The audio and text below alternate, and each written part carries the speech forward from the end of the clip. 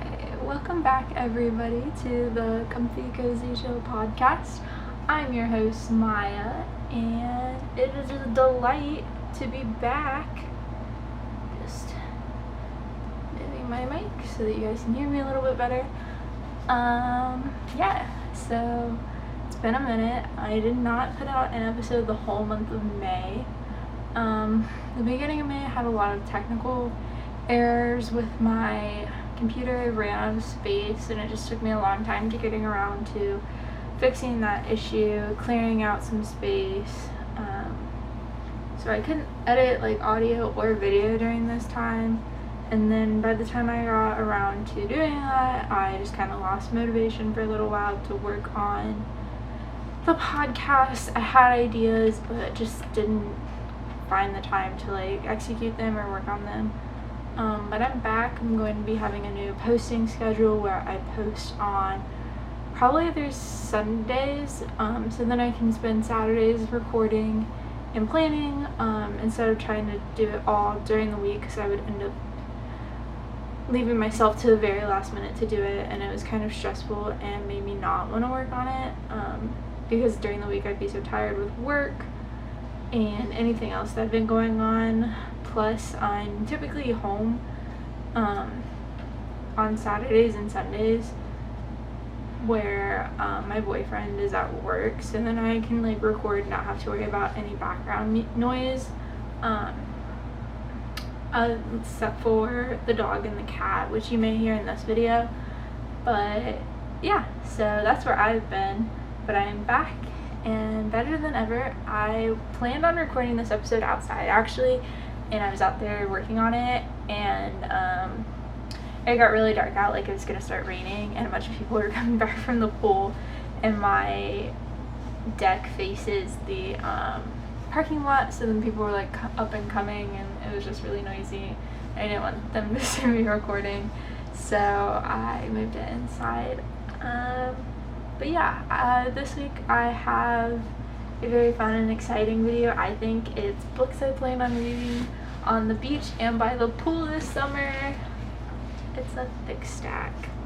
I hope you can see all. There's that's all focused, I think. Okay. Yeah, it's a thick stack. There's 7 books. Let's see. 3 of them I've actually already read, but would probably reread again if I wanted to. I just think that the ones I've already read are good options to have if you haven't read them, and then the others are ones that I do plan on reading this summer. So again, we'll start from the top.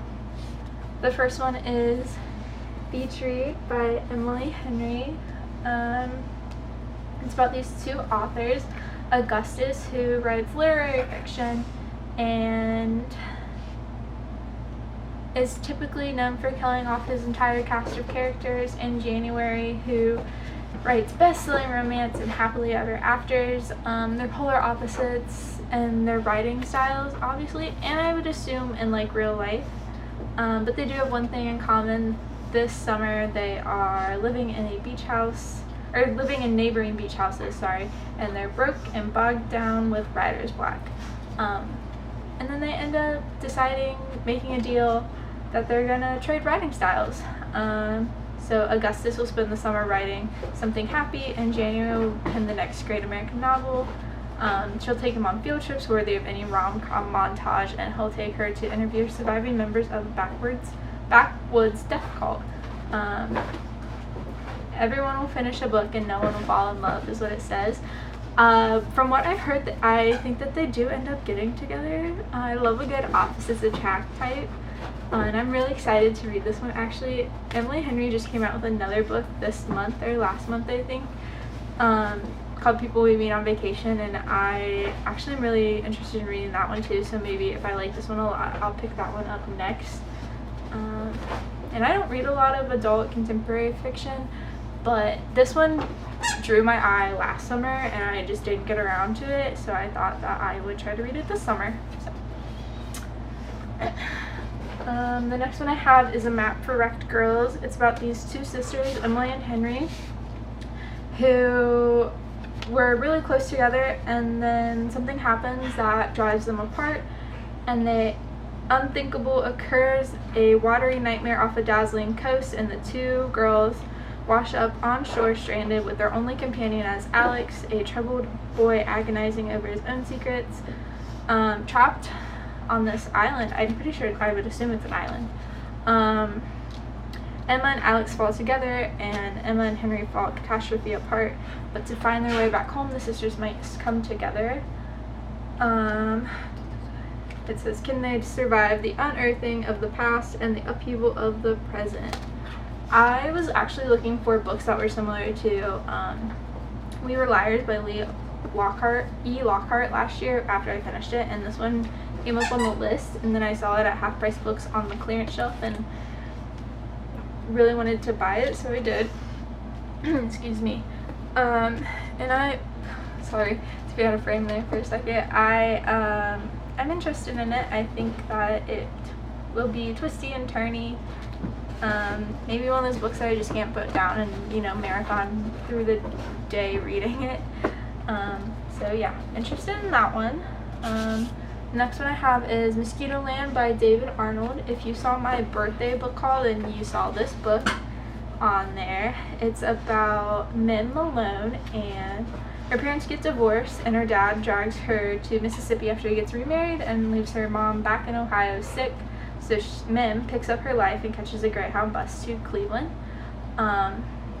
So she goes on a road trip on the bus from Mississippi to Ohio and takes some unexpected and hilarious turns and encounters very eccentric traveling companions from all over.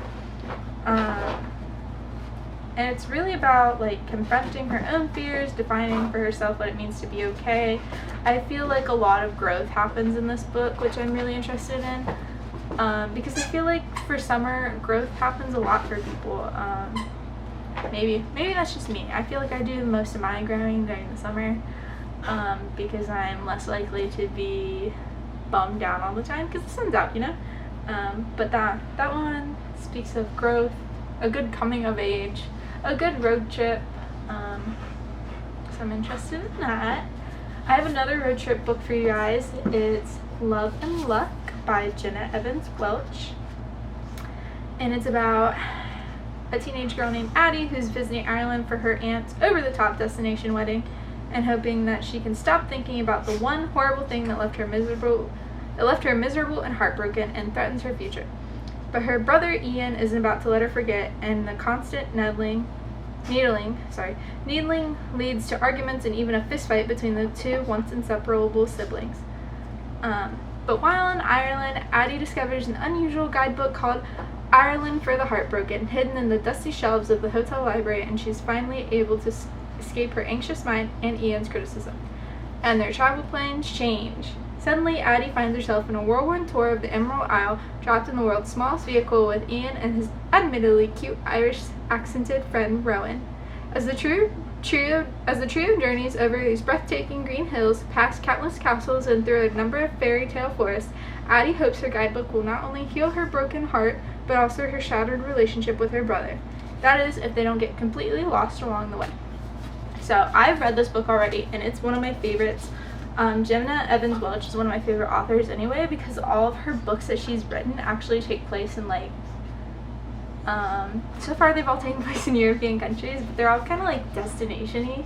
And I went to Ireland while I was still in college and loved it, so as soon as I heard about this book, I really wanted to pick it up just so I could relive my short stay in Ireland.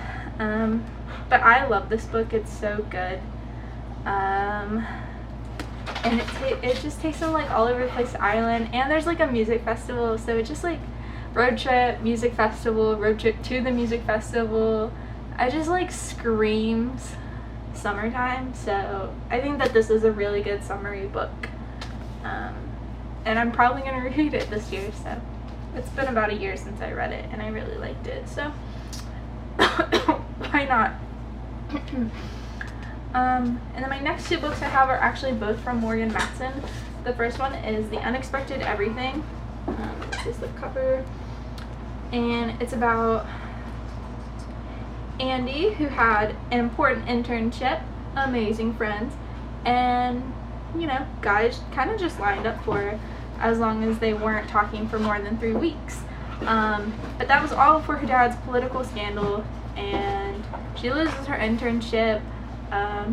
The guy she was interested in, I think, kind of like blew her off, and her friends start having all these troubles.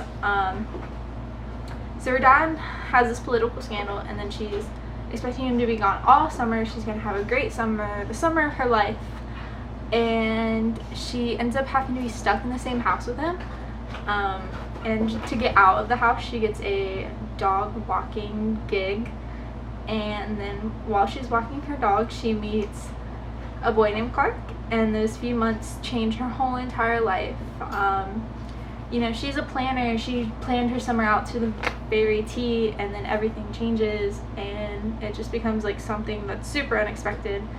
I love this book. This was the first book by Morgan Matson I read. Made me fall in love with her world and her writing, and how she always includes like playlists and like fun little things in her books. I haven't read this one since I read it the first time, and it's one of my favorite young adult contemporary fiction books, romance books. And I think it's really fun. I think Andy and Clark are two really great characters, and I love how they mesh together. So I think that this is a really good summer read. And the next one I have is Take Me Home Tonight, Morgan Matson's newest book. I'm going to be doing a review on this in depth once I read it. I got the signed copy too, so that was really fun. But it's about these two girls, Kat and Stevie, sorry. Her best friends, theater kids, and polar opposites, and they sneak away from the suburbs to spend a night in New York City. They have it all planned out. They'll see a play, they'll eat at the city's hottest restaurant, and have the best night ever. What could go wrong? Well, a lot is what it says. It says they're barely off the train before they're dealing with destroyed phones, family drama, and unexpected Pomeranians. And so they're, again, like the unexpected everything, their plans completely change. They're stuck in New York City with the destroyed phones, and they have to, it says over the next few hours they'll have to grapple with old flames, terrible theater, and unhelpful cab drivers. But there's also cute boys to kiss, parties to crash, dry cleaning to deliver, and the world's best museum to explore. Over the course of a wild night in the city that never sleeps, both Kat and Stevie will get a wake-up call about their friendship, their choices, and will finally discover what it really means for what they really want for their future. So this gives me kind of Nick and Nora's Infinite Playlist vibes, where it all takes place over one night in New York City. And I follow Morgan Matson on Instagram, and I remember like seeing on her Instagram her like process of writing this book and her stories. And then as soon as I saw that it was coming out, I pre-ordered it, and pre-ordered the signed copy too, because I thought that would be really cool, because I love her writing and she's one of my favorites. So I'm excited to read this one. I'm reading a book right now, but I may start this one afterwards. I'll just have to see where I'm at after I finish reading the one I'm reading now. But I'm definitely going to be doing a more in-depth video and analysis of this book. But yeah, it really gives me Nick and Nora Infinite Playlist vibes. So, and I love that book, and I love that movie, so I'm excited to read it. And then my last one is Lore by Alexandra Bracken. I just finished this book like 2 weeks ago, I think. I also got this one on my birthday book haul, and at first I was like really confused about what was happening. It took me probably a third of the way into the book to understand what was going on, but once I got there I ended up really enjoying it. It had a really great twist that I kind of saw coming, but not really, just based off what I know about Greek myths. I saw coming, but it was so good. I'm a huge Greek myth, Greek gods, Greek heroes fan, so I ended up really enjoying this book. It's a lot like The Hunger Games mixed with Percy Jackson, which is something that I saw on Goodreads in a review. But it's about this girl named Lore, and her whole family gets killed in this thing called the Agnon, which happens every several years, where 9 Greek gods and goddesses become mortal for a week, and they hunt them. If you kill a god or goddess, then you gain their power. So in the last one that happened, Laura's family all died, and she like took herself out of the running. Was like, I don't want to be a part of this anymore. And then an opportunity comes for her to avenge her family, and she's like, okay, I'll do it. She reconnects with an old friend. She gets a new friend mixed up in this. She works with a Greek goddess. And she faces her, I wouldn't say faces her fears, but doesn't let fear consume her. What makes this like a good pool read, beach read to me, I guess is something, it's so like, I don't know how to explain it. It just like swept me up into the city of New York and like the heat of August in New York, I guess. I can't really think of anything else other than like it being so hot.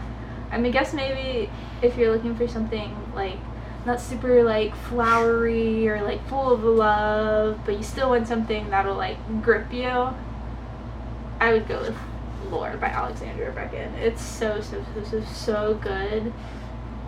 And it like kind of takes, because in Greek myths, women are like, they're all about the men, they're all about the heroes, so it kind of takes that and spins it on its head and turns it into something about a female Greek hero, which I really enjoy. And I see that a lot going on in books right now, where it's taking these Greek myths that have like women in them that are pretty like well known in the myth and spins it and makes it from their point of view, which I love. So if you're looking for something that is Greek mythy but isn't like all about men, it's a little bit more feminist, I would recommend this. It's really good. So those are my 7 books that I have for you for some summery beach poolside reads. Be on the lookout for an in-depth review of Lore. Be on the lookout of an in-depth review for Take Me Home Tonight by Matson when I read it. Yeah, my plan is to start posting on Sundays now instead of Thursdays. I'm going to be doing weekly mini check-ins with books I want to read and books I'm currently reading. I'm going to be doing, at the end of June, I'm going to be doing a check-in with me on my Goodreads to talk about all the books I've read this year so far. I may be doing a Shadow and Bone Grisha-verse type thing once I read King of Scars, Rule of Wolves, and watch the Shadow and Bone TV show. I have a lot of ideas, and I'm excited to be back with you guys, so keep a lookout. Thank you so much for watching / listening. The podcast is now available on YouTube, and you can listen on Spotify, Apple Music, or Apple Podcasts, Google Podcasts, pretty much anywhere that you can listen to podcasts. I think you can find this one. I'm on Instagram at the Comfy Cozy Chill what is it? It's Comfy Cozy Chill _podcast. You can follow my personal Instagram if you want. It's Maya Schaefer _. I'm on TikTok, where I'm going to be posting more book-related things. Excuse me. Let's see what else. Yeah, I think that's it. Thank you so much again for listening and watching. Keep an eye out on all the things that I'll be working on for this podcast. And yeah, stay comfy, stay cozy, stay chill, friends.